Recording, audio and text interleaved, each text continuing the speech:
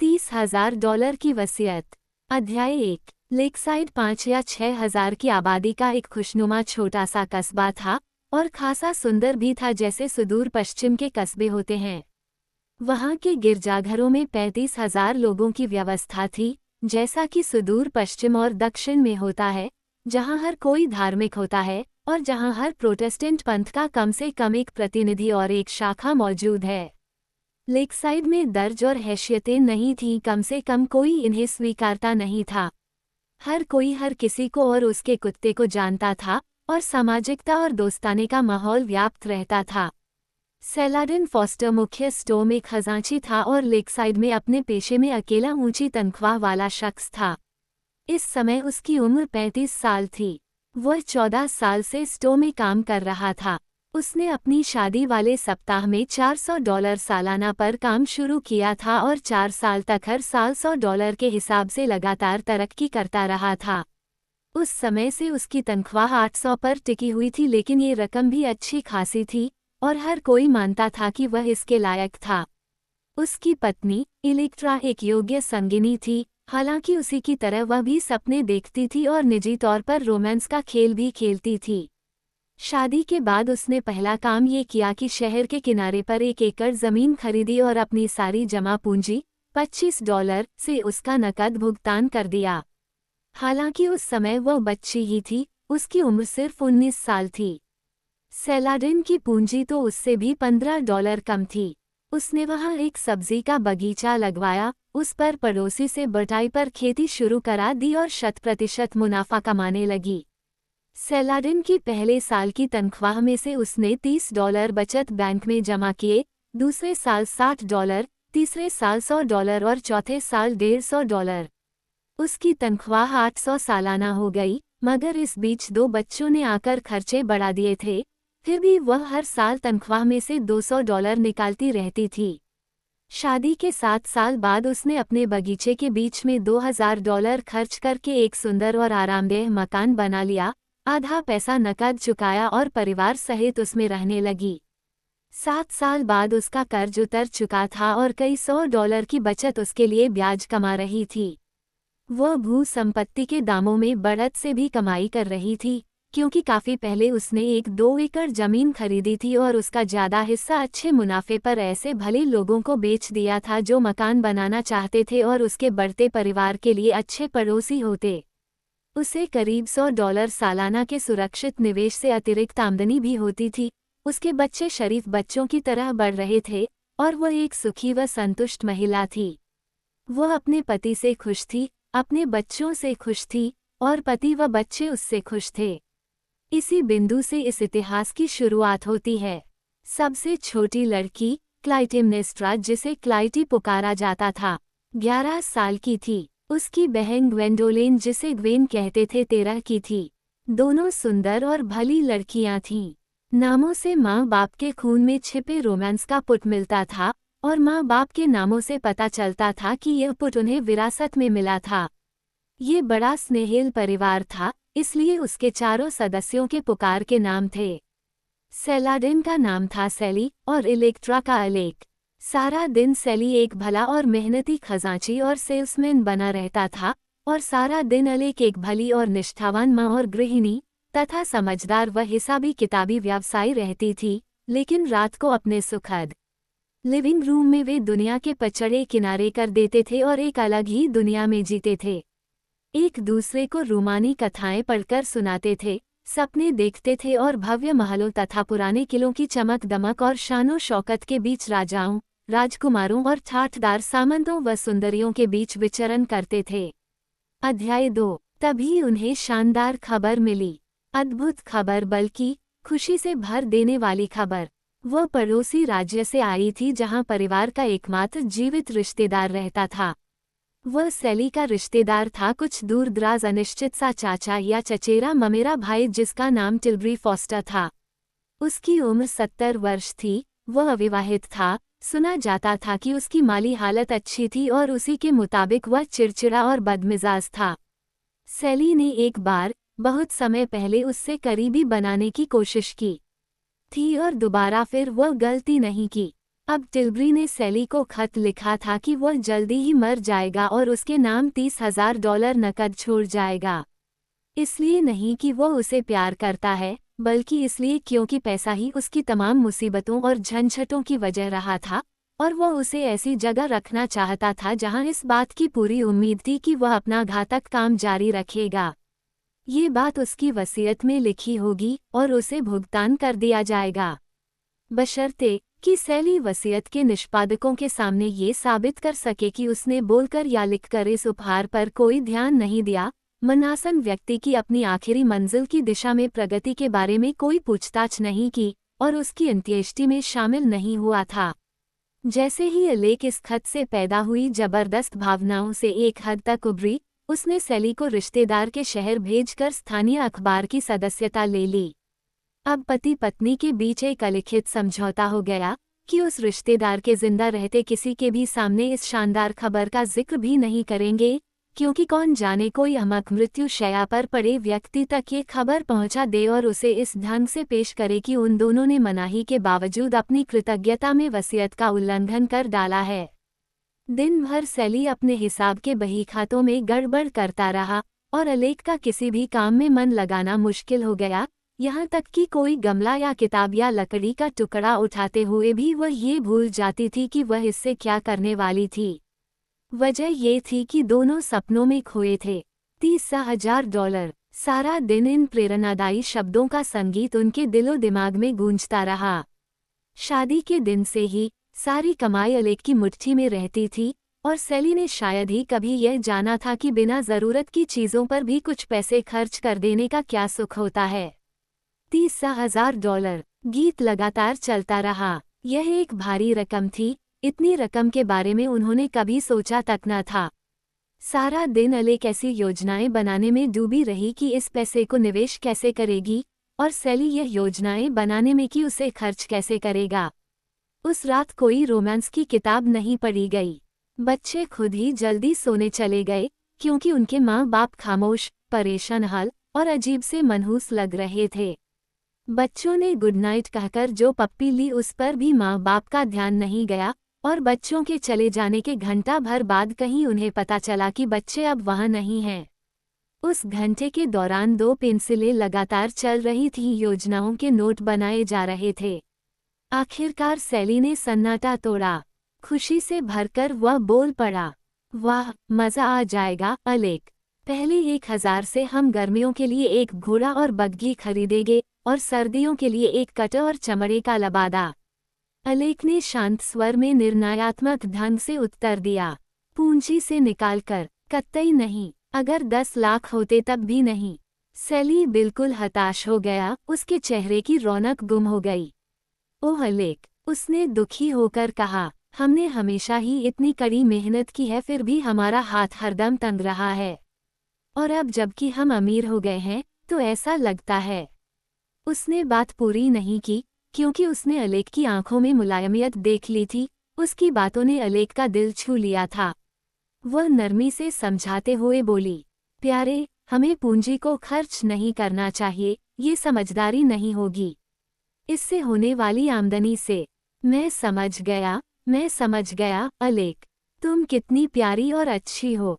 इससे अच्छी खासी आमदनी होगी, और अगर हम उसे खर्च करें, सब नहीं मेरे प्यारे, सारा का सारा नहीं, लेकिन तुम इसका एक हिस्सा खर्च कर सकते हो, यानी एक तर्कसंगत हिस्सा। लेकिन पूरी की पूरी पूंजी, एक एक पैसा सीधे काम में लगनी चाहिए और उसमें लगी रहनी चाहिए।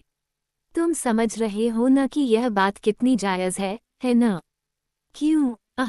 हाँ, बिल्कुल। लेकिन हमें इतना इंतज़ार नहीं करना पड़ेगा। बस 6 महीने में ब्याज की पहली किस्त मिलने लगेगी। हाँ, शायद ज़्यादा भी। ज़्यादा? अलेक, भला क्यों? क्या वे छमाही भुगतान नहीं करते? उस तरह का ब्याज? हाँ, लेकिन मैं उस ढंग से निवेश नहीं करूँगी। फिर किस तरह से? बड़े फायदे वाला। बड़ा? ये तो अच्छा है। बोलती जाओ अलेक। क्या होगा ये? कोयला, नई खदानें, कैनल। मेरा मतलब है हम 10,000 लगा सकते हैं। Ground floor. जब हम सब व्यवस्थित करेंगे तो हमें एक के बदले 3 शेयर मिलेंगे। कसम से, सुनकर अच्छा लगता है अलेक। और फिर शेयरों की कीमत हो जाएगी कितनी और कब? लगभग 1 साल। वे 10% छमाही भुगतान करेंगे और कीमत होगी 30,000। मैं इसके बारे में सब जानती हूँ, यहाँ सिनसिनटी के अखबार में विज्ञापन छपा है। वाह, 10 के बदले 30,000 1 साल में। पूरी पूंजी इसी में लगा देते हैं और सीधे 90 बना लेते हैं। मैं अभी उन्हें खरीदने के लिए लिख देता हूँ, कल तक शायद देर हो जाए। वो लिखने की मेज की ओर लपका, लेकिन अलेक ने उसे रोककर वापस कुर्सी में बैठा दिया। उसने कहा, इस तरह बदहवास मत हो जाओ।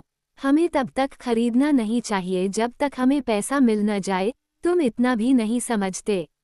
सैली का उत्साह 1 डिग्री ठंडा हो गया, लेकिन वह पूरी तरह संतुष्ट नहीं था। क्यों अलेक, हमें वो मिलना ही है, तुम जानती हो, और वह भी बहुत जल्दी। वह शायद इससे पहले ही सारी चिंताओं से मुक्त हो चुके हों। मैं 100 की बाजी लगा सकता हूँ कि वह इसी समय नर्क में अपनी जगह चुन रहे होंगे। अब मेरे ख्याल से। अलेक सिहर उठी और बोली, ऐसा कैसे कह सकते हो सैली? इस तरह मत बोलो, ये तो एकदम भयंकर बात है। ओह ठीक, चाहो तो इसे पवित्र बना लो, मुझे इससे मतलब नहीं कि उनका हाल क्या है, मैं तो बस बात कर रहा था। तुम किसी को बात भी नहीं करने दोगी, मगर तुम ऐसे भयानक ढंग से बात करना चाहते ही क्यों हो? तुम्हें कैसा लगेगा अगर लोग तुम्हारे ऊपर जाने से पहले ही तुम्हारे बारे में इस तरह बात करें? मेरे ख्याल से अव्वलन तो ऐसा शायद होगा नहीं, अगर मेरा आखिरी काम किसी को नुकसान पहुंचाने के लिए पैसे देना हो। मगर टिल्बरी की बात छोड़ो अलेक, हम कुछ सांसारिक चीज़ों की बात करते हैं। मुझे लगता है कि पूरे 30 खदान में लगा देना ठीक होगा। तुम्हारी आपत्ति क्या है? सारे दांव एक ही खिलाड़ी पर, यही आपत्ति है। अगर तुम कहती हो तो ठीक है, करने वाली हो। बाकी 20 का क्या? उससे तुम क्या? कोई जल्दी नहीं है, उससे कुछ भी करने से पहले मैं जांच पड़ताल करूंगी। ठीक है, अगर तुमने मन बना ही लिया है, सैली ने आह भर कर कहा। कुछ देर गहरे सोच में डूबा रहा, फिर वह बोला, अब से 1 साल बाद उस 10 से 20,000 का मुनाफा आने लगेगा। हम उसे तो खर्च कर सकते हैं, है न अलेक? अलेक ने सिर हिलाया। नहीं प्यारे, उसने कहा, जब तक हमें छमाही लाभांश नहीं मिल जाता तब तक उसकी कीमत नहीं बढ़ेगी। तुम उसका एक हिस्सा खर्च कर सकते हो। बस उतना, और पूरा 1 साल इंतजार। भाड़ में जाए मैं। ओह, धीरज रखो, ये 3 महीने में भी घोषित हो सकता है, इसकी पूरी संभावना है। अरे वाह, ओह शुक्रिया। और सैली ने उछलकर उपकृत भाव से अपनी पत्नी को चूम लिया। ये 3,000 होंगे, पूरे 3,000। और इसमें से कितना हम खर्च कर सकते हैं अलेक? जरा उदार होकर बताना जरूर मेरी प्यारी। ये हुई न बात। अलेक खुश हो गई, इतनी खुश कि वह दबाव में आ गई और एक ऐसी राशि की हामी भर दी जो उसके हिसाब से बेवकूफ़ी भरी फिजूल खर्ची थी। $1,000। सैली ने उसे आधा दर्जन बार चूमा और तब भी वह अपनी सारी खुशी और कृतज्ञता जाहिर नहीं कर पाया। कृतज्ञता और स्नेह के इस नए प्रदर्शन से अलेक दूरदर्शिता की सीमाओं से पार निकल गई, और इससे पहले कि वह अपने को रोक पाती उसने अपने प्यारे पति को एक और अनुदान दे दिया। वसीयत के बचे हुए बाकी 20 से वह साल भर में जो 50 या 60,000 बनाने वाली थी उसमें से 2,000। सैली की आंखों में खुशी के आंसू भर गए और वह बोल उठा, ओह, मैं तुम्हें गले लगाना चाहता हूँ। और उसने ऐसा ही किया। फिर वह अपने नोट्स लेकर बैठ गया और पहली खरीदारी के लिए फहरिस्तें बनाने लगा। कौन कौन सी विलासिता की चीजें उसे सबसे पहले जुटा लेनी चाहिए? घोड़ा बग्घी कटा, महंगा गाउन, पेटेंट लेदर, कुत्ता, प्लग हेड, चचमे, बेंच, सटेम, वाइंडर, नए दांत। क्या कहती हो अलेक?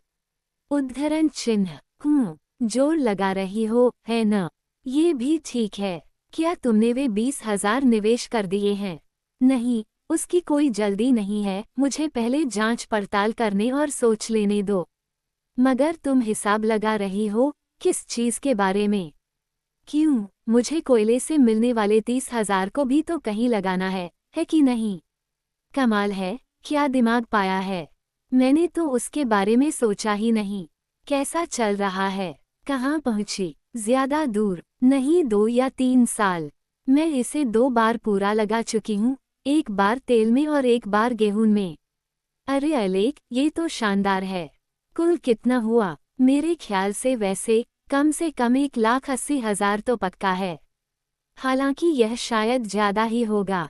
बाप रे, है न जबरदस्त। कसम से, इतनी मेहनत के बाद आखिरकार किस्मत हमारा साथ दे रही है। अलेक। उद्धरण चिन्ह। मैं तो पूरे 300 मिशनरियों को नकद देने वाला हूँ, वरना हमें खर्च करने का क्या अधिकार होगा? तुम इससे ज्यादा भलाई का काम नहीं कर सकते प्यारे। उदारता तो तुम्हारे स्वभाव में ही है, स्वार्थ तो तुम में है ही नहीं। तारीफ से सैली एकदम खुश हो गया, लेकिन उसने ईमानदारी दिखाते हुए कहा कि इसका श्रेय उसे नहीं बल्कि अलेक को है, क्योंकि वह न होती तो उसे पैसे मिलते ही नहीं। फिर वे बिस्तर पर चले गए और परम सुख के सरसाम जैसी हालत में वे भूल ही गए और बैठकखाने में मोमबत्ती जलती छोड़ दी। उन्हें ये भी याद नहीं रहा कि उन्होंने कपड़े भी नहीं उतारे थे। फिर सैली ने कहा कि उसे जलने दिया जाए। उसने कहा कि अगर वह 1000 की भी हो तो भी वे उसका खर्च उठा लेंगे। मगर अलेक ने जाकर उसे बुझा दिया। यह अच्छा ही रहा, क्योंकि वापस आते हुए उसे एक ऐसी योजना सूझी जो बाजार मंदा पड़ने से पहले ही 1,80,000 को 5 लाख में तब्दील कर देगी। अध्याय 3। अलेक ने जो अखबार मंगाना शुरू किया था वो गुरुवार को छपता था। टिलबरी के गांव से 500 मील का सफर तय करके शनिवार को वहां पहुंचता था। टिलबरी का पत्र शुक्रवार को चला था। उनके उद्धारकर्ता के मरकर उस हफ्ते के अखबार में जगह पाने के लिहाज से तो एक दिन से ज्यादा की देर हो चुकी थी, लेकिन अगले अंक के लिए पर्याप्त समय था। इसलिए फॉस्टर दंपति को ये जानने के लिए लगभग 1 सप्ताह इंतजार करना पड़ा कि उसके साथ कुछ संतोषजनक हुआ है या नहीं। ये खासा लंबा सप्ताह था और इसका बोझ बड़ा भारी था। दंपति के लिए इसे उठा पाना बहुत मुश्किल रहा होता अगर उनके दिमाग को आनंददायी भटकनों से राहत न मिलती। हम देख चुके हैं कि उन्हें ऐसी राहत मिल रही थी। पत्नी लगातार दौलत बटोरे जा रही थी और पतिदेव उसे खर्च कर रहे थे, यानी पत्नी उन्हें जो भी देने को राजी थी उसे खर्च कर रहे थे। आखिरकार शनिवार आ गया और वीकली सागामोर पहुंच गया। उस समय श्रीमती एवसली बेनेट मौजूद थीं। वह प्रेस्बिटेरियन पादरी की पत्नी थीं और फॉस्टर दंपति को दान के लिए राजी करने में जुटी थीं। अचानक बातचीत की अकाल मृत्यु हो गई फॉस्टर दंपति की ओर से। श्रीमती बेनेट को एकदम से पता चला कि उनके मेजबान उनकी कही कोई बात सुन नहीं रहे, तो वह उठी और हैरान परेशान चली गईं। जैसे ही वह घर से निकली, अलेक ने झपटकर अखबार पर लिपटा कागज फाड़ डाला और उसकी तथा सैली की आंखें मृत्यु सूचना वाले कॉलमों पर दौड़ गईं। अफसोस, टिलबरी का कहीं नाम भी न था। अलेक जनजात ईसाई थी और कर्तव्य तथा आदतवश उसे नियत क्रियाएं करनी ही थीं। उसने खुद को संभाला और होतपूजिया व्यापारी के सात्विक खुशी भरे लहजे में बोली, हमें शुक्रगुजार होना चाहिए कि वे अब भी जीवित हैं। और भाड़ में जाए चीमड़ कहीं कहा, मैं तो मनाता हूँ। सैली, शर्म करो, मुझे परवाह नहीं। क्रुद्ध पति ने पलटकर जवाब दिया, ये तो अपनी अपनी भावना है, और अगर तुम इस कदर अनैतिक रूप से सात्विक न होती तो तुम भी ईमानदारी से यही कहती। अलेक ने चोटिल गरिमा के साथ कहा, मैं समझ नहीं पाती कि तुम ऐसी बुरी और अन्यायपूर्ण बातें कैसे कह सकते हो। अनैतिक सात्विकता जैसी कोई चीज नहीं होती। सैली को थोड़ी कचोट लगी, लेकिन उसने अपनी बात का रूप बदलकर उसे सही ठहराने की हिचकिचाहट भरी कोशिश में उसे छिपाने का प्रयास किया, मानो अंतर्वस्तु वही रखकर रूप बदल देने से वह उस विशेषज्ञ को चकमा दे सकता था जिसे वह मनाने की कोशिश कर रहा था। उसने कहा, अलेक, मेरा मतलब ऐसी बुरी बात कहना नहीं था। वाकई मेरा मतलब अनैतिक सात्विकता नहीं था। मेरा बस मतलब पारंपरिक सात्विकता था, यानी कामकाजी सात्विकता। वो तुम जानती ही हो मेरा क्या मतलब था। अलेक, अरे, जब आप उस चीज को लेते हैं और उसके हिसाब से सोचने लगते हैं, तुम जानती ही हो, कुछ गलत इरादा किए बिना, बस आदतवश, पुरानी नीति, जड़ रीति रिवाज, वफादारी छोड़ो, मुझे सही शब्द नहीं मिल रहे, मगर तुम जानती हो मेरा मतलब क्या है अलेक, और यह भी कि इसमें कुछ हर्ज नहीं है। मैं फिर कोशिश करता हूँ। देखो, बात यह है, अगर कोई इंसान, तुम काफी कह चुके, अलेक ठंडे स्वर में बोली, अब ये बात बंद करो। मैं तैयार हूँ, सैली ने तुरंत जवाब दिया। उसने माथे से पसीना पोंछा और उसकी कृतज्ञता बिना शब्दों के ही चेहरे से झलक रही थी। हार मानकर अब वह पूरी तरह हथियार डाल चुका था। अलेख ने उसे आंखों से क्षमादान दे दिया। महान हित, सर्वोच्च हित तत्काल एक बार फिर उभर कर सामने आ गया। कोई भी चीज उसे लगातार कई मिनटों तक पृष्ठभूमि में नहीं रख सकती थी। दंपति टिल्बरी की मृत्यु सूचना की अनुपस्थिति की पहेली सुलझाने में लग गए। उन्होंने कमोबेश आशावादी ढंग से हर प्रकार से चर्चा कर ली, मगर वे फिर वहीं पहुंच जाते जहां से शुरू किया था, और उन्हें मानना पड़ता कि नोटिस न छपने की एकमात्र तर्कसंगत वजह यही होनी चाहिए और निस्संदेह यही थी कि टिल्बरी मरा नहीं था। ये कुछ उदासी भरा था, यहाँ तक कि शायद कुछ अन्यायपूर्ण भी, मगर जो था वह था, और इसके साथ ही गुजारा करना था। वे इस पर सहमत हो गए। सैली के लिए ये कुछ विचित्र अबूझ सी बात थी। उसने सोचा, ये सामान्य से ज्यादा अबूझ थी, बल्कि उसकी याददाश्त में सबसे गैरजरूरी अबूझ बातों में से एक थी, और उसने थोड़ा भावुक होकर ऐसा कहा भी। लेकिन अलेख को भी इसमें खींचने की कोशिश में वह नाकाम रहा। उसने अपनी राय जाहिर नहीं की, अगर उसकी कोई राय थी भी। उसे किसी भी बाजार में सांसारिक या इससे इत्र नासमझी भरे जोखिम लेने की आदत नहीं थी। दंपति को अगले सप्ताह के अखबार का इंतजार करना पड़ेगा। लगता था कि टिल्बरी ने अपना जाना टाल दिया है। उनकी यही सोच और यही फैसला था। सो उन्होंने इस विषय को छोड़ दिया और यथासंभव खुशमिजाजी के साथ अपने काम में लग गए। मगर काश उन्हें पता होता, वे लगातार टिल्बरी के साथ अन्याय कर रहे थे। टिल्बरी ने वचन निभाया था, पूरी तरह निभाया था। वह मर चुका था, वह तय कार्यक्रम के अनुसार मर चुका था। उसे मरे हुए 4 दिन बीत चुके थे और वह बिल्कुल मृत था, 100% मृत। इतना मृत जितना कब्रिस्तान में आया कोई भी नया मुर्दा था। उसे मरे हुए इतना पर्याप्त समय था कि उस सप्ताह के सागामोर में भी आ सकता था, मगर सिर्फ एक दुर्घटना ने इसे रोक दिया। एक ऐसी दुर्घटना जो किसी महानगर के अखबार के साथ नहीं हो सकती थी, मगर जो सागामोर जैसे गांव के मामूली अखबार में आसानी से हो जाती है। इस मौके पर जैसे ही संपादकीय पृष्ठ को अंतिम रूप दिया जा रहा था, उसी समय होस्टेटर्स ladies and gents ice cream parlour से स्ट्रॉबेरी आइस वाटर का गैलन आ पहुंचा और संपादक की कृतज्ञता ज्ञापन के लिए टिल्बरी की खबर को हटना पड़ा। कंपोजिटर के पास पहुंचने के पहले ही टिल्बरी की नोटिस दब गई, वरना वह भविष्य के किसी संस्करण में जा सकती थी, क्योंकि वीकली सागामोर जैसे अखबार जिंदा सामग्री को बर्बाद नहीं करते, और उनकी गलियों में जिंदा सामग्री अमर होती है जब तक कि ऐसी कोई दुर्घटना न हो जाए।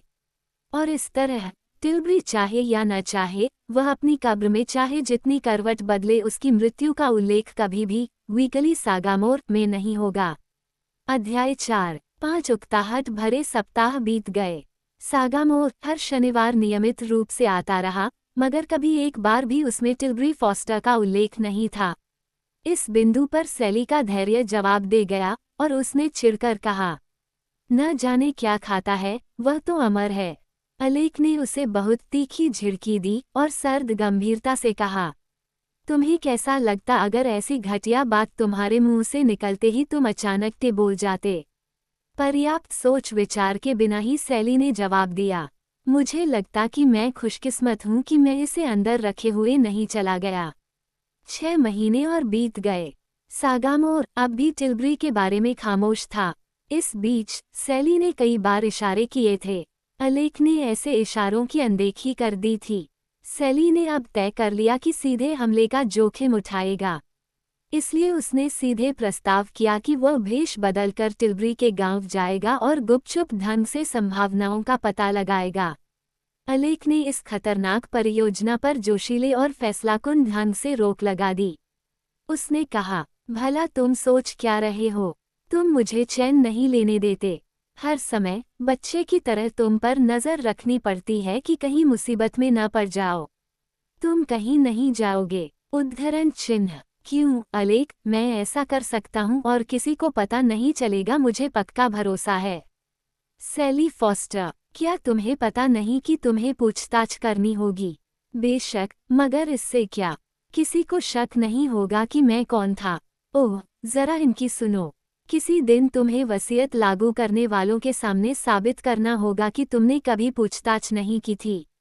तब क्या होगा? वो इस बात को तो भूल ही गया था। उसने जवाब नहीं दिया, कुछ कहने को था ही नहीं। अलेख ने आगे जोड़ा, अब चलो, दिमाग से यह बात निकाल दो और फिर कभी मत लाना। टिल्बरी ने तुम्हारे लिए ये जाल बिछाया है। जानते नहीं, यह एक जाल है। वो नज़र रखे हुए है और उसे उम्मीद है कि तुम उसमें फंस जाओगे। लेकिन वह मायूस होने वाला है, कम से कम जब तक मैं सामने हूँ, सैली। तो जब तक तुम जिंदा हो, चाहे 100 बरस, तुम कभी पूछताछ नहीं करोगे। वादा करो। ठीक है, हिचकिचाहट भरी आह के साथ। फिर अलेख नर्म पड़ गई और बोली, अधीर न हो, हम अमीर हो रहे हैं, हम इंतजार कर सकते हैं, कोई जल्दी नहीं है। हमारी छोटी सी पक्की आमदनी लगातार बढ़ रही है, और जहाँ तक भविष्य की बात है, मैंने अभी तक कोई गलती नहीं की है। ये हजारों और दसियों हजार के हिसाब से बढ़ रही है। राज्य में कोई और परिवार ऐसा नहीं है जो हमारी तरह अमीर होने वाला हो। हम तो अभी से भावी संपत्ति में डूबने उतराने लगे हैं। तुम जानते हो न? हाँ अलेख, बिल्कुल ऐसा ही है। फिर ईश्वर हमारे लिए जो कर रहा है उसके शुक्रगुजार रहो और चिंता करना बंद करो। तुम्हें ऐसा तो नहीं लगता ना कि हम उसकी विशेष मदद और रहनुमाई के बिना ऐसे शानदार नतीजे हासिल कर सकते थे? क्यों? हिचकिचाते हुए, नहीं, मेरे ख्याल से नहीं। फिर भावना और सराहना के साथ, लेकिन फिर भी जब किसी शेयर को बढ़ाने या वॉल स्ट्रीट से मुनाफा कमाने की बात हो तो मैं नहीं मानता कि तुम्हें किसी बाहरी गैर पेशेवर मदद की ज़रूरत होगी। मैं तो यह मनाता हूँ। ओह, चुप रहो। मैं जानती हूँ प्यारे कि तुम्हारा मतलब गलत या अश्रद्धा जताना नहीं है, लेकिन लगता है कि तुम ऐसी बातें बोले बिना मुंह नहीं खोल सकते जिन्हें सुनकर कोई भी कांप उठेगा। तुम्हारी वजह से मैं हमेशा डरी रहती हूँ। एक समय था जब मुझे बादल गरजने से डर नहीं लगता था, मगर अब जब मैं सुनती हूँ। उसकी आवाज़ लड़खड़ा गई और वह रोने लगी।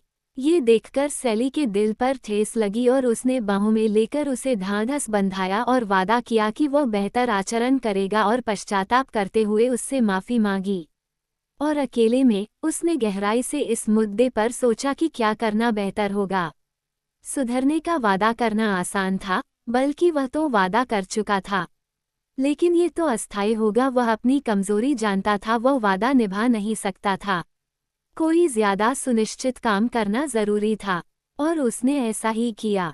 उसने एक एक शिलिंग जोड़कर जो पैसे बचाए थे उनसे मकान की छत पर बिजली गिरने से रोकने वाली छड़ लगवा ली। आदत कैसे कैसे चमत्कार कर सकती है, और कितनी जल्दी और कितनी आसानी से आदतें पड़ जाती हैं, मामूली आदतें भी और ऐसी भी जो हमें भीतर से बदल देती हैं। अगर हम दुर्घटनावश लगातार 2 दिन रात के 2 बजे जाग जाएं, तो हमें थोड़ा परेशान होना चाहिए, क्योंकि एक और दोहराव इस दुर्घटना को आदत में बदल सकता है, और फिर 1 महीने तक विस्की का सहारा लेना पड़ सकता है। लेकिन हम सब ऐसे सामान्य तथ्यों से वाकिफ हैं। हवा में किले बनाने की आदत, दिवास्वप्न देखने की आदत किस कदर बढ़ती है, ये कैसी विलासिता बन जाती है, किस तरह हम फुर्सत मिलते ही उड़कर इसके मोहजाल में जा पहुंचते हैं, किस तरह हम उसका मजा लेते हैं, उसकी फंतासियों के नशे में डूब जाते हैं। वो हाँ, और कितनी जल्दी और कितनी आसानी से हमारा कल्पित जीवन और हमारा भौतिक जीवन इस कदर घुल मिल जाते हैं कि हमारे लिए उन्हें अलग करना मुश्किल हो जाता है। कुछ दिन बाद अलेख ने शिकागो का एक दैनिक और वॉल स्ट्रीट पॉइंटर मंगाना शुरू कर दिया। पूरे सप्ताह वह उसी अध्यवसाय के साथ इनका अध्ययन करती थी जिस अध्यवसाय से वह इतवार को अपनी बाइबल पढ़ती थी। सैली ये देखकर सराहना से भर उठता था कि भौतिक तथा आध्यात्मिक दोनों ही बाजारों की प्रतिभूतियों का पूर्वानुमान करने और उन्हें संभालने में उसकी प्रतिभा और निर्णय क्षमता कैसे तेज और सुनिश्चित कदमों से आगे बढ़ रही थी और विस्तारित हो रही थी। वो नश्वर संसार के शेयरों का लाभ उठाने में उसकी हिम्मत और साहस पर गर्व करता था, और उतना ही गर्व से इस बात पर था कि वह अपने आध्यात्मिक सौदों में कितनी रूढ़िवादी सावधानी से काम करती है। उसने देखा कि वह दोनों ही मामलों में कभी भी संतुलन नहीं खोती, कि अद्भुत साहस के साथ वह सांसारिक भावी कारोबारों में दांव लगाती है, लेकिन दूसरी दुनिया के सौदों में वह हमेशा नापतोल कर कदम रखती है। इसकी नीति बिल्कुल समझदारी भरी और सीधी सादी थी, जैसा कि उसने उसे समझाया था। सांसारिक सौदों में वह सट्टेबाजी करती थी, लेकिन आध्यात्मिक सौदों में वह खरा निवेश करती थी। अलेक और सैली की कल्पनाओं को शिक्षित करने में कुछ ही महीने लगे। हर दिन का प्रशिक्षण दोनों मशीनों के प्रसार और प्रभाविता में कुछ नया जोड़ता गया। नतीजतन अलेक ने जब पहली बार काल्पनिक धन कमाने का स्वप्न देखा था तब के मुकाबले बहुत तेज दर से पैसे बनाने लगी, और इसके अतिरिक्त बहाव को खर्च करने में सैली की क्षमता भी उसी के मुताबिक बढ़ती रही। शुरू में अलेक ने कोयले में सट्टेबाजी से 12 महीने में मुनाफा मिलने का सोचा था, और यह मानने को तैयार नहीं थी कि इस अवधि को घटाकर 9 महीने किया जा सकता है। मगर ये तो एक ऐसी वित्तीय कल्पना के शुरुआती लड़खड़ाते कदम थे जिसे कोई प्रशिक्षण, कोई अनुभव, कोई अभ्यास नहीं मिला था। जल्दी ही ये सहायक मिल गए, और 9 महीने बीतने से भी पहले ही कल्पना के घोड़ों पर सवार $10,000 का निवेश पीठ पर 300% मुनाफे की गठरी लादे हुए लौट आया। ये फॉस्टर दंपति के लिए एक शानदार दिन था। खुशी से फूले न समा रहे थे। एक अन्य कारण से भी वे अवाक थे। बाजार पर काफी नजर रखने के बाद अलेक ने हाल ही में डरते सकुचाते वसीयत के बचे हुए $20,000 भी जोखिम लेकर मार्जिन पर निवेश कर दिए थे। अपनी मन की आंखों से इसे एक एक अंक बढ़ते देखा था। हालांकि बाजार टूटने की आशंका हमेशा बनी हुई थी, मगर आखिरकार उसके लिए लगातार उद्विग्नता को झेलना मुश्किल हो गया। वह मार्जिन कारोबार में नई थी और अभी उसका कलेजा मजबूत नहीं हुआ था, और उसने अपने काल्पनिक ब्रोकर को काल्पनिक टेलीग्राफ भेजकर उसे बेच डालने का काल्पनिक आदेश दे डाला। उसने कहा कि $40,000 का मुनाफा पर्याप्त था। ये बिकवाली उसी दिन हुई जिस दिन कोयले का निवेश अपनी भारी कमाई लेकर वापस आया था। जैसा मैंने कहा, दंपति अवाक थे। वे उस रात परम सुख में लीन चकराए हुए से बैठे यह अनुभव करने की कोशिश करते रहे कि अब वे सचमुच $1,00,000 की साफ सुथरी काल्पनिक नकदी के मालिक थे। मगर ऐसा ही था। यह आखिरी मौका था जब अलेक मार्जिन को लेकर डरी थी। कम से कम इतना डरी थी कि उसकी नींद उड़ जाए और उसके गाल इतने पीले पड़ जाए जितना इस कारोबार के पहले अनुभव के समय हुए थे। वाकई वह यादगार रात थी। दंपति की आत्माओं में यह एहसास धीरे धीरे समाया कि वे अमीर हो चुके हैं। फिर उन्होंने पैसे को संभाल कर रखना शुरू कर दिया। अगर हम इन स्वप्नदर्शियों की आंखों से देख सकते तो हमने देखा होता कि उनका छोटा सा साफ सुथरा लकड़ी का घर गायब हो गया और उसकी जगह ईंटों का 2 मंजिला मकान खड़ा हो गया है जिसके सामने ढलवां लोहे की बाड़ लगी है। हमने देखा होता कि बैठकखाने की छत से 3 गोलंबरों वाला गैस से जलने वाला फानूस लटक रहा है। हमने कमरे में बिछी दरी को ब्रसल्स के शानदार कालीन में बदलते देखा होता।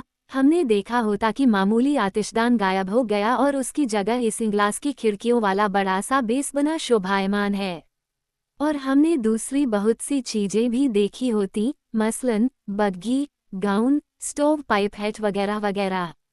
उस समय से हालांकि बेटियों और पड़ोसियों को उस जगह पर वही पुराना लकड़ी का घर दिखता था, मगर अलेक और सैली के लिए वह 2 मंजिला ईंटों का मकान था। और एक रात भी ऐसी नहीं गुजरती थी जब अलेक काल्पनिक गैस के बिलों को लेकर चिंता न करती और सैली बेपरवाही से जवाब देता, क्या फर्क पड़ता है, अब हम इसका खर्च उठा सकते हैं। अमीर होने की अपनी पहली रात को सोने से पहले उन्होंने तय किया कि उन्हें जश्न मनाना चाहिए, उन्हें एक पार्टी देनी चाहिए। मगर बेटियों और पड़ोसियों को क्या बताएंगे? वे इस तथ्य को उजागर नहीं कर सकते थे कि वे अमीर हैं। सैली ऐसा करने को तैयार बल्कि बेचैन था, मगर अलेक समझदार थी और ऐसा नहीं होने दे सकती थी। उसने कहा, हालांकि पैसा लगभग आ ही चुका है, फिर भी उसके वास्तव में आ जाने का इंतजार कर लेना अच्छा होगा। वो इस नीति पर अडिग रही थी, इस महान रहस्य को बेटियों से और बाकी सबसे छिपाकर रखा जाए। दंपति उलझन में थे, उन्हें जश्न मनाना ही चाहिए। वे जश्न मनाने को कृतसंकल्प थे, मगर चूंकि इस रहस्य को बनाए रखना था, तो फिर वे किस बात का जश्न मनाते? अगले 3 महीनों तक किसी का जन्मदिन नहीं था, टिलबरी उपलब्ध नहीं था, वह तो जैसे सदा सदा के लिए जीवित रहने वाला था। फिर भला किस बात का जश्न वे मनाते? सैली ने इसी ढंग से यह बात कही और वह खासा अधीर और परेशान हो रहा था। मगर आखिरकार उसे सूझ ही गया, एक अंतः प्रेरणा से उसे यह बात सूझी और पल भर में उनकी सारी परेशानी दूर हो गई। वे अमेरिका की खोज का जश्न मनाएंगे। कैसा शानदार विचार था। अलेक को सैली पर फूंक हो आया। उसने कहा, वह तो कभी सोच भी न पाती। सैली मन ही मन खुशी और अपने आप पर गर्व से फूला हुआ था, मगर शिष्टता दिखाते हुए उसने कहा कि यह तो कोई खास बात नहीं है और कोई भी ऐसा कर सकता था।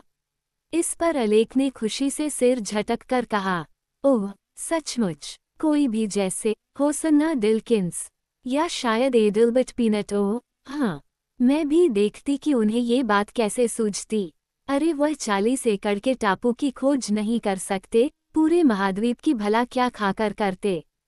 पत्नी जानती थी कि उसके पति में प्रतिभा है, और अगर प्रेमवश उसने इसकी मात्रा को जरा ज्यादा ही आंक लिया तो यह मीठा सा प्यारा सा जुर्म था और बेशक इसे माफ किया जा सकता था। अध्याय 5। जश्न अच्छी तरह मनाया गया। तमाम दोस्त मौजूद थे, नौजवान और बुजुर्ग, और दोनों ही नौजवानों में थे फ्लॉसी और ग्रेसी पीनट और उनका भाई एडल्बर्ट, जो कि एक उभरता हुआ युवा जर्नीमैन टिना था, और था होसन्ना डिल्किंस, राजमिस्त्री जिसने अभी अभी अप्रेंटिसशिप शुरू की थी। कई महीनों से एडल्बर्ट और होसन्ना ग्वेंडोलिन और क्लिटेमनेस्ट्रा फॉस्टर में दिलचस्पी दिखा रहे थे, और लड़कियों के माता पिता ने इसे संतुष्ट भाव से देखा था। मगर अब अचानक उन्हें महसूस हुआ कि वह भावना तिरोहित हो चुकी है। वे समझ गए कि बदली हुई वित्तीय स्थितियों ने उनकी बेटियों और युवा मैकेनिकों के बीच एक सामाजिक पायदान का अंतर ला दिया है। बेटियां अब और ऊपर देख सकती हैं और उन्हें देखना ही चाहिए। हाँ, जरूर देखना चाहिए। उन्हें वकील या व्यापारी के दर्जे से नीचे शादी करने की जरूरत नहीं है। पापा और मम्मी बाकी चीजों का ध्यान रख लेंगे। कोई बेमेल जोड़ी नहीं बननी चाहिए। लेकिन उनकी यह सोच और योजनाएं निजी थीं और सतह पर नहीं दिखाई देती थीं, और इसलिए जश्न पर इसकी कोई छाया नहीं पड़ी। जो चीज दिखती थी वह थी एक प्रशांत और उदात्त संतुष्टि, चाल ढाल की गरिमा और बर्ताव का गुरुत्व, जिसके चलते तमाम मौजूद लोगों में प्रशंसा और अचरज का भाव उत्पन्न हो रहा था। सभी ने इस पर ध्यान दिया और सबने इस पर टिप्पणी भी की, मगर कोई भी इसके रहस्य को समझ न सका। यह उनके लिए एक चमत्कार और रहस्य था।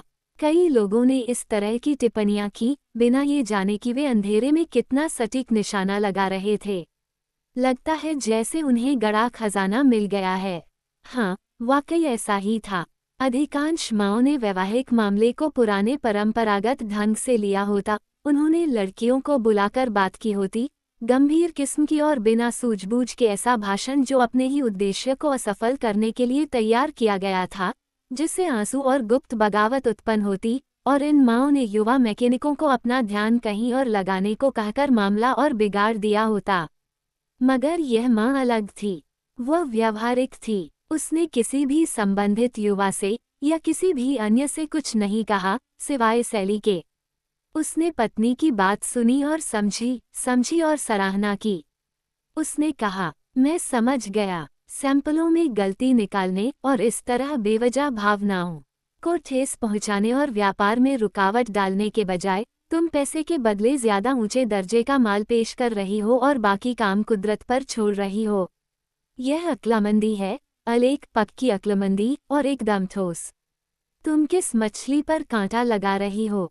क्या तुमने उसे छांट लिया है? नहीं, अभी नहीं किया है। उन्हें बाजार की पड़ताल करनी चाहिए और उन्होंने ऐसा ही किया। सबसे पहले उन्होंने उभरते हुए युवा वकील ब्रैडिश और उभरते हुए युवा डेंटिस्ट फुलटन पर सोच विचार किया। सैली को उन्हें डिनर पर बुलाना चाहिए, मगर अलेक ने कहा, अभी नहीं, कोई जल्दी नहीं है। जोड़ी पर नजर रखो और इंतजार करो। इतने महत्वपूर्ण मामले में धीरे चलने से कुछ नुकसान नहीं होगा। मालूम हुआ कि यह बड़ी अक्लमंदी की बात थी, क्योंकि 3 हफ्ते में ही अलेक ने एक शानदार दांव मारा, जिससे उसकी काल्पनिक संपत्ति 1 लाख से बढ़कर 4 लाख तक पहुंच गई। वो और सैली उस शाम 7वें आसमान पर थे। पहली बार उन्होंने डिनर में शैंपेन पेश की, मगर अब अमीरी का दर्प अपना विखंडनकारी काम शुरू कर चुका था। वे एक बार फिर इस दुखद सत्य को साबित कर रहे थे, जो दुनिया में पहले अनेक बार साबित हो चुका था, कि दिखावटी और अधापिनकारी घमंड और दुर्व्यसनों के विरुद्ध उसूल एक बड़ी और अहम सुरक्षा होते हैं, मगर गरीबी इससे कई गुना बड़ी सुरक्षा होती है। $4 लाख अपना काम कर रहे थे। दोनों ने एक बार फिर वैवाहिक मसले को हाथ में लिया। न तो डेंटिस्ट की चर्चा हुई न ही वकील की, वे दौड़ से बाहर हो चुके थे, अयोग्य सिद्ध हो चुके थे। उन्होंने मांस कारखाने के मालिक के लड़के और गांव के बैंकर के लड़के की चर्चा की, मगर आखिरकार पिछले मामले की ही तरह उन्होंने तय किया कि इंतजार करेंगे और सोचेंगे और पूरी सावधानी से कदम उठाएंगे।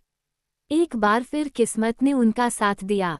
हमेशा चौकन्ना रहने वाली अलेक को एक शानदार जोखिम भरा मौका नजर आया और उसने एक साहसिक दांव खेल लिया। सिहरन, संदेह, बेहिसाब बेचैनी का एक दौर चला क्योंकि नाकामयाबी का मतलब था पूरी बर्बादी। फिर नतीजा आया और अलेक खुशी से गश खाती हुई बोली, उसकी आवाज लर्ज रही थी।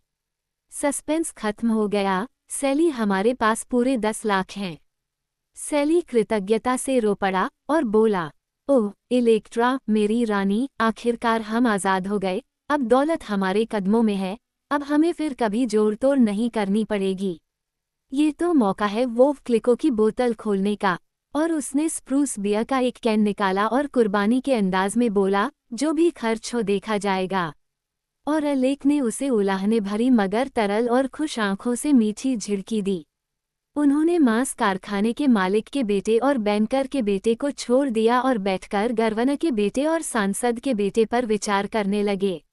अध्याय 6। इस समय से फॉस्टर का काल्पनिक धन जिस तरह दिन दूनी रात चौगुनी रफ्तार से बढ़ने लगा, उसका ब्यौरेवार ध्यान रखना बहुत थकाऊ होगा। यह अद्भुत था, आश्चर्यजनक था, हैरतअंगेज था। अलेक जिस चीज को छूती वह सोना बन जाती और खुद ब खुद उसका ढेर आसमान की ओर ऊंचा उठने लगता। $10 लाख की झड़ी लग गई और यह शक्तिशाली धारा बढ़ती ही जा रही थी। उसका फैलाव लगातार बढ़ रहा था। 50 लाख, 1 करोड़, 2 करोड़, 3 करोड़, लगता था मानो इसका अंत ही न होगा। 2 साल ऐसे ही अद्भुत सरसाम की हालत में बीत गए। मदमत फॉस्टर दंपति को समय बीतने का एहसास ही न हुआ। अब वे $30 करोड़ के मालिक थे। वे देश की हर अहम कंपनी के बोर्ड ऑफ डायरेक्टर्स में थे और फिर भी समय बीतने के साथ करोड़ों में इजाफा होता जा रहा था। 30 करोड़ दोगुने हो गए, फिर दोबारा दोगुने, एक बार फिर और एक बार फिर। $240 करोड़। कारोबार थोड़ा उलझता जा रहा था। थोड़ा हिसाब किताब लगाना और इसे पटरी पर लाना जरूरी था। फॉस्टर दंपति यह बात जानते थे, वे इसे महसूस करते थे, वे समझते थे कि यह अपरिहार्य, लेकिन वे ये भी जानते थे कि इस काम को ठीक से करने के लिए ज़रूरी है कि एक बार शुरू करके इसे अंजाम तक पहुंचा दिया जाए। ये 10 घंटे का काम था और उन्हें एक साथ फुर्सत के 10 घंटे कहाँ से मिलते। सैली रोज ब रोज पिने और चीनी और कपड़ा बेचता रहता था। अलेक रोज ब रोज खाना पकाती, बर्तन धोती, झाड़ू बुहारू करती और बिस्तर लगाती थी और मदद के लिए कोई नहीं था क्योंकि बेटियों को हाई सोसाइटी के लिए बचा कर रखा जा रहा था। दोनों जानते थे कि 10 घंटे निकालने का बस एक तरीका था, सिर्फ एक। दोनों ही उसका नाम लेने में शर्माते थे। दोनों इंतजार में थे कि दूसरा ऐसा कर दे। आखिरकार सैली ने कहा, किसी को तो झुकना ही होगा। तो मैं ही सही, मान लो कि मैंने नाम ले दिया, बोलने की जरूरत नहीं है। अलेक के गाल लाल हो गए, मगर वह कृतज्ञ थी। बिना कुछ बोले वे राजी हो गए और इतवार की प्रार्थना छोड़ दी, क्योंकि यही एक समय था जब वे 10 घंटे खाली रहते थे। पतन के रास्ते पर ये तो बस एक और कदम था, अभी बहुत कुछ और होना था। उन्होंने पर्दे गिरा दिए और प्रार्थना छोड़ दी। बड़ी मेहनत और धीरज से उन्होंने अपने मालिकाने की पूरी सूची बनाई। ये तो भारी भरकम नामों का पूरा जुलूस था। Railway system, steamer lines, standard oil, ocean cables, diluted telegraph आदि आदि से शुरू होकर यह क्लोंडाइक, डी.बी.एस, टैमनी ग्राफ्ट और पोस्ट ऑफिस डिपार्टमेंट में खातों तक जाती थी। 240 करोड़ और सब कुछ बढ़िया चीजों में सुरक्षित ढंग से लगा हुआ, एकदम पक्का और ब्याज लाने वाला। आमदनी 120,000,000 डॉलर सालाना। अलेक ने खुशी से भर्राए आवाज में कहा, क्या ये काफी है? हाँ है, अलेक। अब हमें क्या करना चाहिए? आराम, कारोबार से रिटायर हो जाएं। बिल्कुल, मैं सहमत हूँ। असली काम हो चुका है, अब हम लंबा आराम करेंगे और पैसे का लुत्फ उठाएंगे। बढ़िया, अलेक। हाँ, प्यारे, हम कितनी आमदनी खर्च कर सकते हैं? पूरी की पूरी। उसके पति को लगा मानो उसके शरीर से टन भर जंजीरें गिर गई हों। उसने एक शब्द भी नहीं कहा, वह इतना खुश था कि बोल भी नहीं पा रहा था। उसके बाद हर इतवार को वे प्रार्थना छोड़ने लगे। पूरा दिन वे आविष्कार में लगाते थे, पैसे खर्च करने के तरीकों का आविष्कार करने में। वे इस लजीज अयाशी में आधी रात के बाद तक लगे रहते और हर मौके पर अलेक बड़ी चैरिटी और धार्मिक संस्थाओं को लाखों डॉलर दान देती थी और सैली ऐसी ही रकमें तमाम ऐसी चीज़ों पर उड़ाता था जिन्हें शुरू में वह निश्चित नाम देता था। बस शुरू में ही।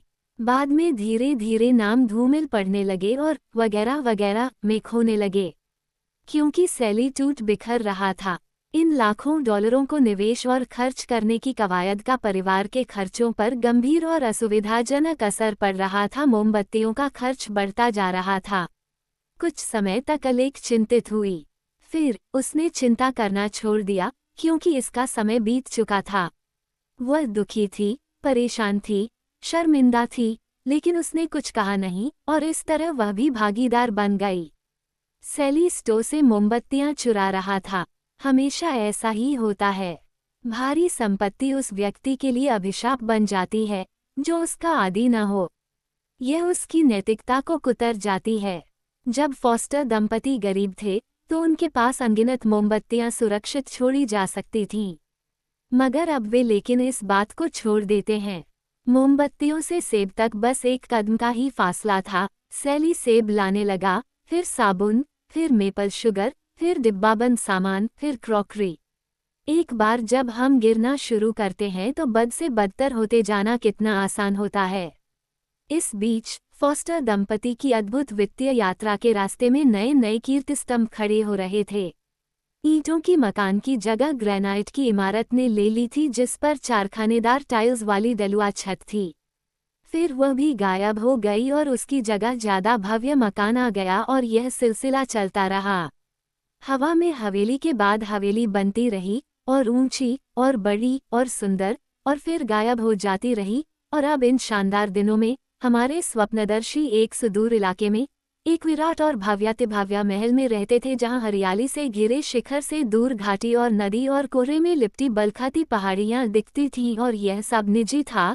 सब कुछ इन स्वप्नदर्शियों की संपत्ति थी। वर्दीदार नौकरों से भरा पूरा महल, जहां सारी दुनिया की राजधानियों से आए दौलत और शोहरत के मालिक मेहमान हुआ करते थे। ये महल अमेरिकी कुलीन तंत्र के अवर्णनीय इलाके हाई सोसाइटी की पवित्र नगरी न्यूपोर्ट, रोड आइलैंड में स्थित था।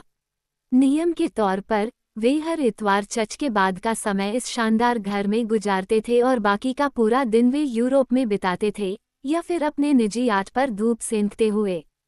6 दिन लेकसाइड के धूसर परिदृश्य में गंदी और कमरतोड़ मेहनत से भरी और खींचतान कर चलने वाली जिंदगी, और 7वां दिन परियों के देश में यही उनका कार्यक्रम था और इसी के वे आदी हो चुके थे।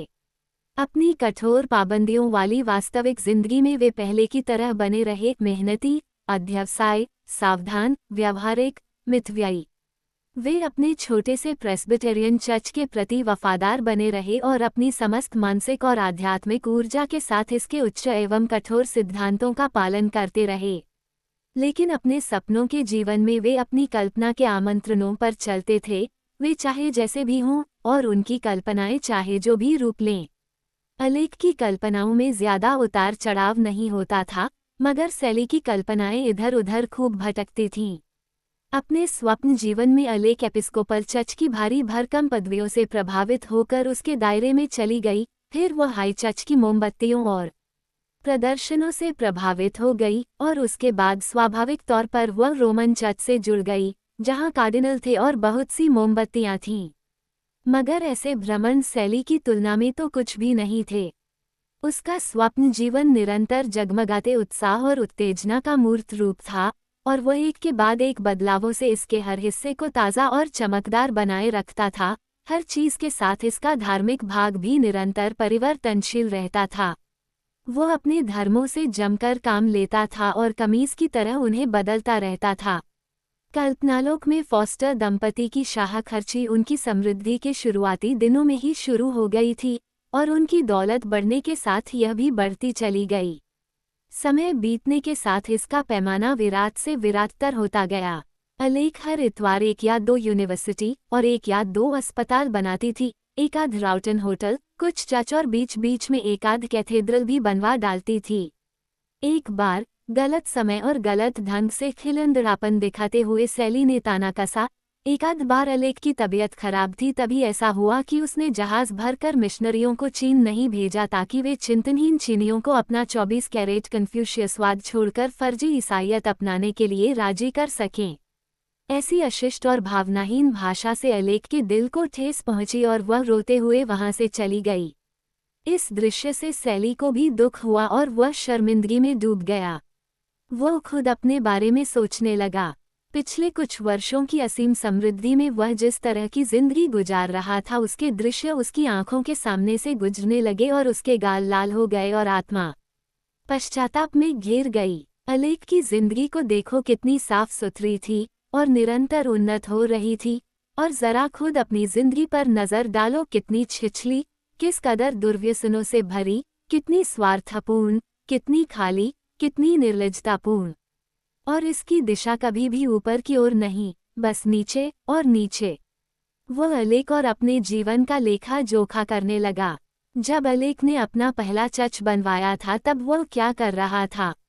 दूसरे करोड़पतियों के साथ मिलकर पोकर क्लब बना रहा था, खुद अपने महल को इससे दूषित कर रहा था, हर बैठक में लाखों हार रहा था और इससे मिलने वाली सराहनापूर्ण कुख्याति पर मूखे की तरह इतरा रहा था। जब वह अपनी पहली यूनिवर्सिटी बना रही थी तब वह क्या कर रहा था? धन से करोड़पति और चरित्र से कंगाल दूसरे नौलतियों की सोहबत में ऐयाशी भरी गुप्त जिंदगी में गोते लगा रहा था। जब वह अपना पहला शिशु अनाथालय बना रही थी तब वह क्या कर रहा था? काश जब वह अपनी society for purifying of the sex को प्रचारित कर रही थी तब वह क्या कर रहा था? आह, क्या बात है! जब वो और WCTU देश से नशाखोरी का सफाया करने के लिए अडिग कदमों से बढ़ रही थी तब वह क्या कर रहा था? दिन में 3 बार नशे में धुत हो रहा था। जब 100 कैथेड्रल बनवाने के बाद अलेख रोम में अभिनंदन और आशीष प्राप्त कर रही थी और स्वर्ण गुलाब से सम्मानित की जा रही थी तब वह क्या कर रहा था? मोंटे कार्लो में जुए की बाजियां लगा रहा था। वह ठहर गया और आगे जाना उसके वश में नहीं था। वह दृढ़ संकल्प के साथ उठ खड़ा हुआ। इस गोपनीय जीवन को उजागर करना होगा और पाप स्वीकार करना ही होगा। वह अभी जाकर उसे सब कुछ बता देगा। और उसने ऐसा ही किया। उसने उसे सब कुछ बता दिया और उसकी गोद में मुंह छुपाकर रोया और उससे माफी मांगी। अलेख के लिए ये गहरा धक्का था, मगर वह उसका अपना था और उसने उसे क्षमा कर दिया। वह जानती थी कि वह सिर्फ पश्चाताप कर सकता है, सुधर नहीं सकता। फिर भी तमाम नैतिक क्षरण के बावजूद वह उसका अपना था, उसकी आस्था का केंद्र था। अध्याय 7। इसके कुछ समय बाद इतवार की एक दोपहर को वे अपने सपनों के याच में गर्म सागर में यात्रा कर रहे थे और डेक की छत पर शामियाने के नीचे आराम से पसरे हुए थे। खामोशी छाई थी, क्योंकि दोनों ही अपने अपने ख्यालों में गुम थे। पिछले कुछ समय से खामोशी के ये दौर बढ़ते जा रहे थे, पुरानी नज़दीकी और स्नेहिलता छीज रही थी।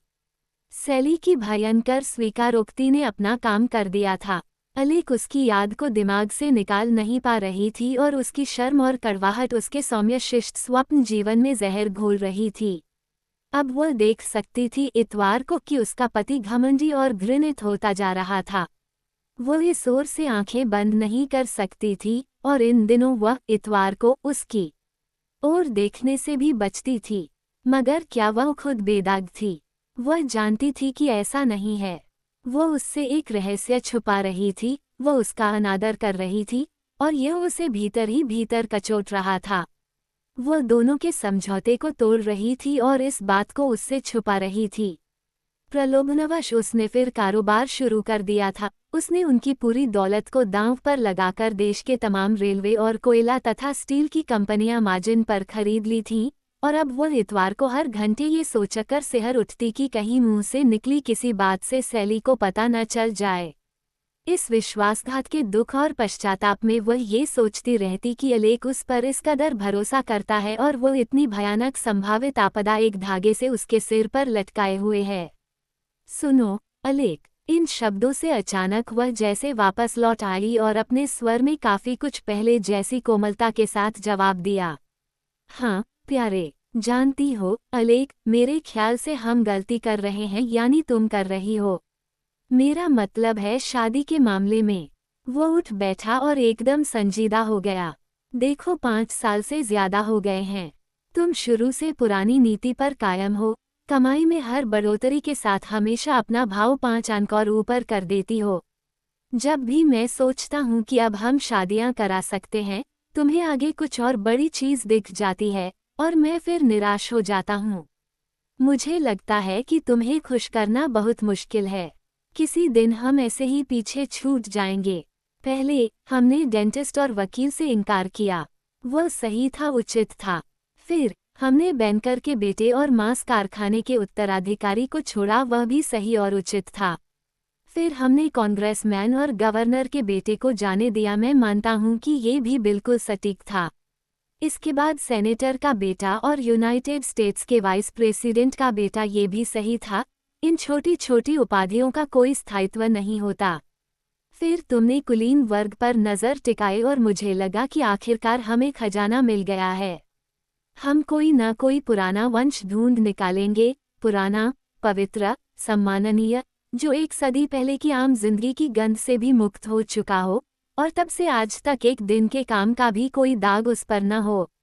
और फिर जाहिर है कि ये शादियां हो जाएंगी, लेकिन नहीं, तभी यूरोप से एक जोड़ा असली कुलीन आ जाते हैं और तुम तुरंत इन वर्णसंकरों से पिंड छुड़ा लेती हो। ये बहुत हताशापूर्ण है अलेक। उसके बाद से कैसा जुलूस निकलता रहा है। तुमने एक जोड़ा बैरनों के लिए बैरोनेटों से इनकार किया, एक जोड़ा विस्काउंटों के लिए बैरनों को वापस किया, एक जोड़ा अलों के लिए विस्काउंटों को मना किया, माविसों के जोड़े के लिए अलों को, ड्यूकों के जोड़े के लिए माविसों को इनकार किया। अब बस अलेक, बहुत हो चुका। तुम्हारे पास 4 राष्ट्रीयताओं के 4 ड्यूक मौजूद हैं, सबके सब हाथ पैर और नस से दुरुस्त, सबके सब दिवालिया और नाक तक कर्ज में डूबे हुए। वे महंगे हैं, लेकिन हम ये खर्च उठा सकते हैं। चलो अलेक, अब इसे और मत टालो, सस्पेंस बनाए मत रखो, सब सामने रख दो और लड़कियों को चुनने दो। अपनी वैवाहिक नीति की इस भर्त्सना के दौरान अलेक संतुष्ट भाव से बिना कुछ कहे मुस्कुरा रही थी। उसके चेहरे पर एक सुखद रोशनी थी, शायद जीत की, जिससे एक सुखद आश्चर्य झांक रहा था। और फिर उसने बड़ी शांति से कहा, सैली, इसके बारे में तुम्हारा क्या ख्याल है? राज परिवार अद्भुत। वह बेचारा तो चारों खाने चित हो गया। कुछ देर वह भकुआया सा रहा, फिर उसने खुद को संभाला और जाकर बीवी के पास बैठ गया। उसकी आंखों से पहले जैसी प्रशंसा और प्रेम झरने लगा। हे भगवान, उसने कहा, अलेक, तुम महान हो, दुनिया की महानतम स्त्री। मैं कभी तुम्हें पूरी तरह पहचान नहीं सकता, मैं कभी तुम्हारी अथाह गहराइयों की थाह नहीं पा सकता, और यहाँ मैं सोच रहा था कि तुम्हारी आलोचना करने के लिए मैं योग्य हूँ। काश मैंने जरा ठहरकर सोचा होता, तो मैं जान जाता कि तुमने अभी कोई पत्ता छिपा रखा है। चलो मान लिया, मैं तो बिल्कुल अधीर हूँ, बताओ तुमने क्या सोचा है? प्रशंसा से प्रसन्न स्त्री अपने होंठ उसके कानों के पास लाए और फुसफुसाकर एक राजसी नाम लिया। सुनकर उसकी सांस रुक गई, उसका चेहरा खुशी से चमक उठा। वाह, उसने कहा, ये तो शानदार पकड़ है। उसके पास एक जुआघर है और एक कब्रिस्तान, एक बिशप और एक कैथेड्रल, सब उसका अपना। और तमाम पक्के 500% वाले शेयर। पूरे यूरोप में सबसे साफ सुथरी संपत्ति। और वह कब्रिस्तान दुनिया में सबसे चुनिंदा, सिर्फ खुदकुशी वालों को आने की इजाज़त है। रियासत में ज़्यादा ज़मीन नहीं है, लेकिन पर्याप्त है। कब्रिस्तान में 800 एकड़ और 42 उसके बाहर। मगर वह संप्रभु रियासत है और यही असल बात है। ज़मीन से कुछ नहीं होता। ज़मीन तो बहुतायत में है, सहारा तो इससे भरा पड़ा है। अलेक खुशी से दमक उठी, अब वह बेहद खुश थी। उसने कहा, जरा सोचो सैली, यह एक ऐसा खानदान है जिसने कभी यूरोप के राजाओं और सम्राटों के खानदान से बाहर शादी नहीं की है। हमारे नाती पोते राजगद्दियों पर बैठेंगे, यकीनन अलेक, और हाथों में राजदंड भी थामेंगे और उन्हें उतने ही स्वाभाविक ढंग से रखेंगे जैसे मैं कपड़ा नापने की छड़ी रखता हूँ। वाकई शानदार पकड़ है अलेक। वह फंदे में है न? निकल नहीं सकता। तुमने उसे मार्जिन पर तो नहीं लिया है? नहीं, इसका भरोसा रखो। वह कोई देनदारी नहीं बल्कि संपत्ति में इजाफा करने वाला है। ऐसा ही दूसरा वाला भी है। वह कौन है अलेक? हिज रॉयल हाइनेस सिगिस्मुंड सिगफ्रेंड लोएनफेल्ड डिंकेल्सपीर श्वार्टजनबर्ग ब्लिटवुर्स्ट केट्सेनयामर के वंशानुगत ग्रांड ड्यूक। नहीं, तुम सच नहीं कह रही। यह इतना ही सच है जितना कि मैं यहाँ बैठी हूँ, कसम से, उसने जवाब दिया। वह अभिभूत हो उठा और उसे गले से लगाकर बोल पड़ा, ये सब कुछ कितना अद्भुत लगता है और कितना खूबसूरत। ये 364 प्राचीन जर्मन रियासतों में से सबसे पुरानी और सम्मानित रियासतों में से एक है, और उन कुछ में से एक जिसे बिस्मार्क के राज में भी अपनी रियासत बचाए रखने की अनुमति मिली। मैं वहाँ जा चुका हूँ। वहाँ एक रोप वॉक और मोमबत्ती का कारखाना है और एक सेना भी है। स्थायी सेना, पैदल और घुड़सवार सेना, 3 सिपाही और एक घोड़ा। अलेक, इंतजार बहुत लंबा रहा है और कई बार दिल टूटा और आशा टलती गई, मगर ईश्वर जानता है कि अब मैं खुश और तुम्हारे प्रति कृतज्ञ, मेरी अपनी, जिसने ये सब कर दिखाया। कब होना है ये? अगले इतवार। बढ़िया। और हम इन शादियों को आजकल के शाही अंदाज में करेंगे। आखिरकार शाही खानदान का मामला है। जितना मैं समझता हूँ, एक ही तरह की शादी है जो शाही परिवार के लिए पवित्र मानी जाती है, शाही खानदान के लिए बिल्कुल खास। इसे कहते हैं मॉर्गनेटिक। वे इसे भला ऐसा क्यों कहते हैं सैली? मैं नहीं जानता, लेकिन जो भी हो, यह शाही है, खालिस शाही। तब हम इसी पर जोर देंगे। इतना ही नहीं, मैं हर हाल में इसे ही करूंगी। या तो मॉर्गनेटिक शादी होगी या नहीं होगी, तो बात पक्की। सैली ने खुशी से हाथ रगड़ते हुए कहा, और यह अमेरिका में पहली बार होगा। अलेक, इससे न्यूपोर्ट वाले जल भून जाएंगे। फिर वे चुप हो गए और अपने सपनों के डैनों पर सवार होकर तमाम मुकुटधारियों और उनके खानदानों को आमंत्रित करने के लिए दुनिया के दूर दराज के इलाकों की ओर चल पड़े। अध्याय 3 दिनों के दौरान दंपति हवा पर चलते रहे और उनके सिर बादलों में थे। उन्हें आसपास के माहौल का भी बस हल्का सा एहसास था। हर चीज धुंधली सी दिखती थी, मानो पर्दे के पार से।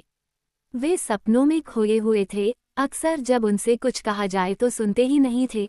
जब सुनते थे तो अक्सर समझते नहीं थे, भ्रमग्रस्त ढंग से, या यूं ही कुछ भी जवाब देते थे। सैली शीरे को तौलकर बेचता था, चीनी को गज से नापने लगता था और मोमबत्ती मांगने पर साबुन पकड़ाता था, और अलेक ने बिल्ली को धुलाई के कपटों में डाल दिया और गंदे कपटों को दूध पिला दिया। हर कोई भौचक्का और हतप्रभ था और बड़बड़ाता रहता था, फॉस्टर दंपति को आखिर हुआ क्या है? 3 दिन, फिर एक के बाद एक घटनाएं। चीजों ने एक सुखद मोड़ लिया था और पिछले 48 घंटों से अलेक की काल्पनिक दुनिया में उछाल का दौर था। ऊपर और ऊपर और ऊपर, लागत बिंदु पार हो चुका था, और ऊपर और भी ऊपर, लागत से 5 पॉइंट ऊपर, फिर 10, 15, 20। उस विशालकाय कारोबार पर 20 पॉइंट का शुद्ध मुनाफा, और अब अलेक के काल्पनिक ब्रोकर काल्पनिक लॉन्ग डिस्टेंस कॉल पर पागलों की तरह चिल्ला रहे थे, बेचो बेचो, भगवान के लिए बेच दो। उसने ये शानदार खबर सैली को दी और उसने भी कहा, बेचो बेचो। ओह देखो, गलती मत करना, अब तुम पूरी धरती की मालकिन हो। बेचो, बेच दो। मगर उसने अपनी फौलादी इच्छा शक्ति का परिचय दिया और कहा कि जान भी देनी पड़े तो भी वह कम से कम 5 पॉइंट और बढ़ने तक रुकी रहेगी। यह एक घातक संकल्प था। अगले ही दिन ऐतिहासिक ध्वंस हुआ, रिकॉर्ड तोड़ ध्वंस, तबाह कर देने वाला ध्वंस, जब वॉल स्ट्रीट में धड़ाम से गिरावट आई और तमाम चमकदार शेयरों का भाव 5 घंटे में 95 पॉइंट नीचे आ गया और करोड़पति भी बोवेरी में कटोरा लेकर भीख मांगते नजर आने लगे। अलेक ने मजबूती से पकड़ बनाए रखी और जब तक संभव हुआ डटी रही, लेकिन आखिरकार एक वक्त आया जब वो अशक्त हो गई और उसके काल्पनिक ब्रोकरों ने सब कुछ बेच दिया। सिर्फ तभी, उस समय से पहले कभी नहीं, उसके भीतर का पुरुष लुप्त हो गया और भीतर की स्त्री फिर से जाग गई। वो पति के गले में बाहें डालकर रोते हुए कहने लगी, मैं भी दोषी हूँ, मुझे माफ मत करना, मैं बर्दाश्त नहीं कर पाऊंगी। हम कंगाल हो गए हैं। कंगाल, और मैं दुख से पागल हो रही हूँ। अब वे शादियाँ कभी नहीं हो सकेंगी, वो सब खत्म हो गया, अब हम डेंटिस्ट को भी नहीं खरीद सकते। सैली की जुबान में कड़वाहट थी। मैंने तुमसे गिड़गिड़ा कर कहा कि बेच दो, लेकिन तुम, उसने पूरी बात कही नहीं। वो उसकी हताश और पश्चाताप से भरी आत्मा को और चोट पहुंचाने की हिम्मत नहीं जुटा पाया। फिर उसके मन में एक बेहतर ख्याल आया और वह बोला, कोई बात नहीं अलेक, सब कुछ खत्म नहीं हुआ है। तुमने मेरे चाचा की वसीयत से तो एक पैसा भी निवेश नहीं किया था, सिर्फ इस पर होने वाले भावी लाभांश को ही लगाया था। हमने जो भी गंवाया है वह तो सिर्फ उस भावी लाभ से होने वाली कमाई थी जो तुम्हारी अतुलनीय वित्तीय निर्णय क्षमता और साहस का नतीजा थी। खुश हो जाओ, इन दुखों को किनारे करो, हमारे पास अब भी 30,000 बिल्कुल अछूते पड़े हैं, और तुमने जो अनुभव हासिल किया है, उससे जरा सोचो कि तुम 2 साल में इन्हें कहाँ पहुँचा दोगी। शादियाँ टूटी नहीं हैं, बस टल गई हैं। ये दिव्य शब्द थे। अलेक ने देखा कि इनमें वाकई कितनी सच्चाई थी, और उनका असर जादुई था। उसके आंसू रुक गए और उसकी महान आत्मा एक बार फिर तनकर खड़ी हो गई। चमकती आंखों और कृतज्ञ हृदय से और शपथ तथा भविष्यवाणी के अंदाज में हाथ उठाकर उसने कहा, और अब मैं दावा करती हूँ। लेकिन एक आगंतुक ने बीच में खलल डाल दिया।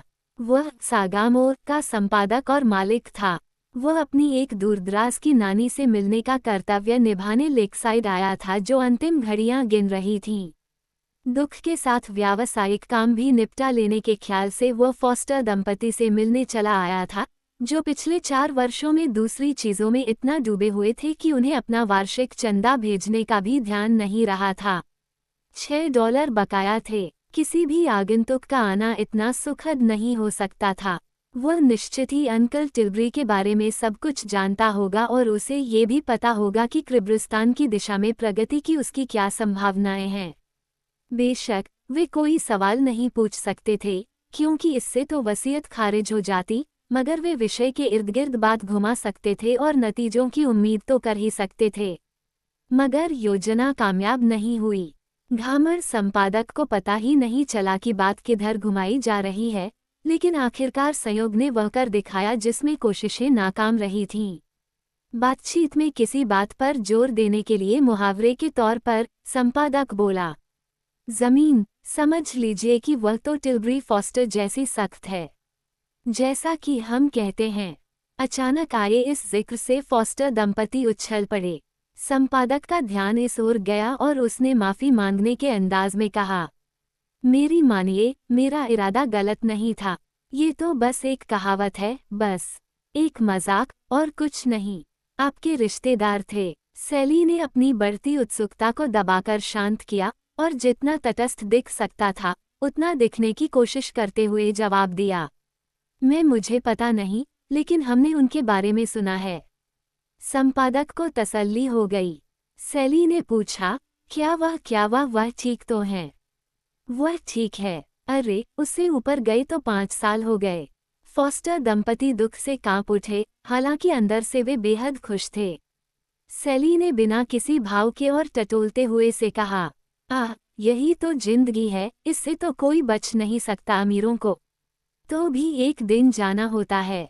संपादक हंसा। अगर आप इसमें टिल्बरी को शामिल कर रहे हैं, वह बोला, तो ये बात लागू नहीं होती। उसके पास तो फूटी कौड़ी भी नहीं थी, उसे दफनाने का काम भी नगरपालिका को करना पड़ा। फॉस्टर दंपति 2 मिनट तक बुत बने बैठे रहे, प्रस्तरवत और बिल्कुल जड़। फिर पीले पड़े चेहरे और लड़खड़ाती आवाज में सैली ने पूछा, क्या ये सच है? क्या आप जानते हैं कि यह सच है? हाँ, मुझे तो ऐसा ही लगता है। मैं उसका अंतिम संस्कार करने वालों में से एक था। उसके पास एक छकड़े के सिवा और कुछ नहीं था और वो उसे मेरे लिए छोड़ गया। उसमें एक पहिया तक नहीं था और किसी काम का नहीं था। फिर भी यह कुछ तो था, और हिसाब बराबर करने के लिए मैंने उसके लिए एक छोटा सा श्रद्धांजलि लेख भी लिखा था, मगर और खबरों के चक्कर में वह रह ही गया। फॉस्टर दंपति को कुछ सुनाई नहीं दे रहा था, उनके दुख का घड़ा भर चुका था, अब उसमें कुछ और नहीं समा सकता था। वे सिर झुकाए बैठे थे, आसपास की तमाम चीजों से बेपरवाह, उनके दिल दुख रहे थे। 1 घंटा बाद भी वे वहीं सिर झुकाए, बिना हिले डुले, चुपचाप बैठे थे। आगंतुक काफी पहले जा चुका था, पर उन्हें पता नहीं चला। फिर वे हिले और धीरे से सिर उठाकर एक दूसरे को उदास, स्वप्निल, अचंभित नजरों से देखा, फिर बचकाने अंदाज में और इधर उधर भटकते हुए एक दूसरे से कुछ कुछ बोलने लगे। बीच बीच में वे खामोश हो जाते, कोई वाक्य अधूरा छोड़ देते, या तो उन्हें इसका पता ही नहीं चलता या बीच ही में भूल जाते। कभी कभी जब वे इन खामोशियों से जागते तो उनमें इस बात की धुंधली और अस्थिर सी चेतना पैदा होती कि उनके दिमाग को कुछ हुआ है। फिर एक मूक और चाहत भरे एहसास के साथ वे एक दूसरे को सहारा देते हुए एक दूसरे का हाथ सहलाने लगते, मानो कहना चाह रहे हों, मैं तुम्हारे पास हूँ, तुम्हारा साथ नहीं छोड़ूंगा, हम साथ मिलकर इसका सामना करेंगे, कहीं न कहीं इससे मुक्ति और क्षमादान मिलेगा, कहीं न कहीं एक कब्र और शांति प्रतीक्षा में है। धीरज रखो, इसमें देर नहीं होगी। मगर वे इसके बाद भी 2 वर्ष जीवित रहे, मानसिक अंधेरे में, हमेशा सोच में डूबे हुए, अस्पष्ट पश्चाताप और उदास सपनों में खोए हुए, हमेशा चुपचाप। फिर दोनों को एक ही दिन इससे मुक्ति मिल गई। अंत समय के निकट सैली के नष्ट मन से कुछ पल के लिए अंधेरा छटा, और उसने कहा, अचानक और अप्रिय तरीकों से अचानक हासिल की गई संपत्ति एक जाल है। इससे हमें कुछ नहीं मिला, इसके उन्मत्त सुख बस क्षणिक थे, लेकिन इसकी खातिर हमने अपनी मीठी और सरल और सुखद जिंदगी बर्बाद कर दी। दूसरों के लिए यह एक चेतावनी होनी चाहिए। वो कुछ देर आंखें बंद किए लेटा रहा, फिर जैसे ही मौत की ठंडक उसके हृदय की ओर रेंगते हुए बढ़ी और उसके मन से चेतना फिसलने लगी। वो बड़बड़ाया, धन ने उसे बदहाल बनाया था और उसने इसका बदला हमसे लिया, जिन्होंने उसका कोई नुकसान नहीं किया था। उसकी इच्छा पूरी हुई। घृणित और धूर्ततापूर्ण चालाकी से वो हमें सिर्फ 30,000 छोड़ गया, ये जानते हुए कि हम इसे बढ़ाने की कोशिश करेंगे और अपनी जिंदगी बर्बाद कर लेंगे और हमारे दिल टूट जाएंगे। बिना किसी अतिरिक्त खर्च के वह हमें इतना छोड़कर जा सकता था कि हमें उसे और बढ़ाने की चाहत न होती, सट्टेबाजी करने का लालच न होता। कोई भला शख्स ऐसा ही करता, मगर उसमें उदारता की कोई भावना नहीं थी। नहीं, बिल्कुल नहीं।